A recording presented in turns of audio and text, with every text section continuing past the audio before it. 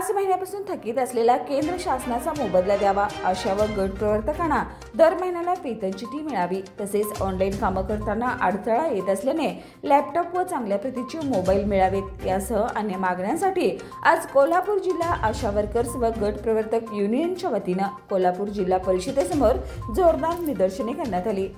यावेळी राज्य सरकार विरोधात जोरदार घोषणाबाजीही करण्यात आली।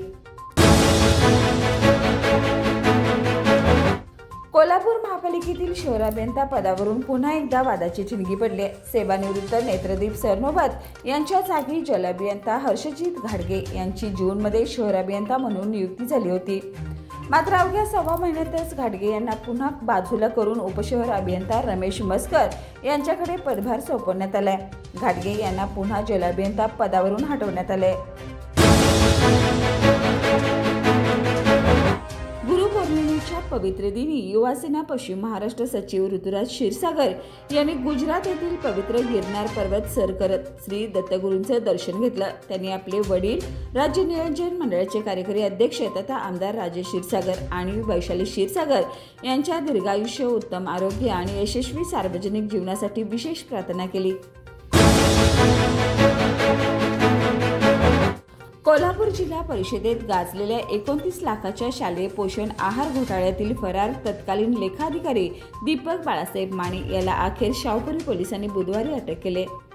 एप्रिल 2021 ते मार्च 2024 दरम्यान स्वयंपाकी व मदतनीसांचं मानधन थेट त्यांच्या खात्यावर न देता PFMS प्रणालीचा गैरवापर करून 28,89,000चा अपहार झाल्याचा तपासात उघड झालंय।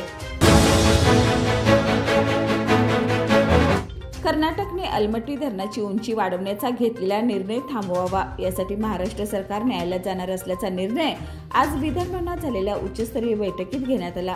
जलसंपदा मंत्री डॉक्टर राधाकृष्ण विखे पाटील यांच्या अध्यक्षतेखाली झालेल्या बैठकीत कोल्हापूर व सांगलीतील संभाव्य महापुराचा धोका अधोरेखित करण्यात आलाय।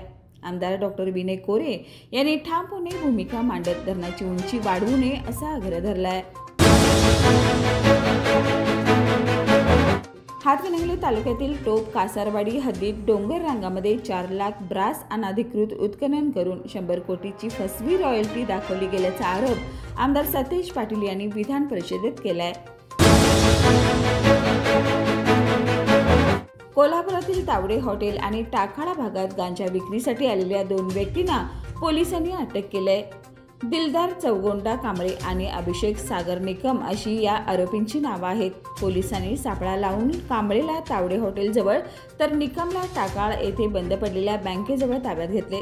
त्यांच्याकडून प्रत्येकी 1.25 किलो असा एकूण 2.5 किलो गांजा जप्त करण्यात आलाय। ही कारवाई शाहूपुरी आणि राजारामपुरी पोलिसांनी केली आहे। आज देशभरात व्यास पौर्णिमा म्हणजेच गुरुपौर्णिमा मोठ्या भक्तिभावाने साजरी होत आहे। आपल्या जीवनातील मार्गदर्शक गुरुजनांना सन्मान करण्यासाठी हा दिवस खास मानला जातो। याच पार्श्वभूमीवर कोल्हापूर युवा सेनेच्या वतीनं महाराष्ट्र राज्य नियोजन मंडळाचे कार्यकारी अध्यक्ष तथा आमदार राजेश क्षीरसागर आणि वैशाली राजेश क्षीरसागर यांचा गुरुपौर्णिमेनिमित्त सत्कार करण्यात आला। जादा परताव्याचे आमिष दाखवून गुंतवणूकदारांची फसवणूक करणारा AES ट्रेडर्स कंपनीचा गोल्डन मॅन एजंट अखेर सापडलाय। संदीप लक्ष्मण वाईगडे असं उजगाव येथील आरोपी एजंटचे नाव आहे।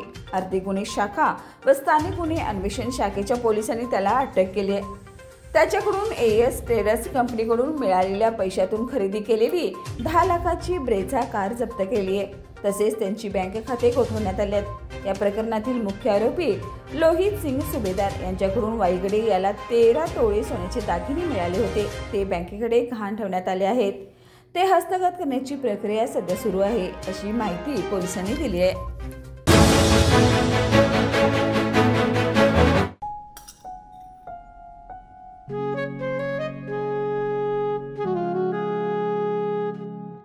बाबा आज येताना बासुंदी घेऊन या ना। अगं कालच आपण आईचा वाढदिवस होता म्हणून आणली होती ना। ऐकलं, गोकुळची बासुंदी पुन्हा खावीशी वाटतेय। खरं सांगू, मलाही खावीशी वाटतेय। पुन्हा पुन्हा खावीशी वाटणारी गोकुळ बासुंदी।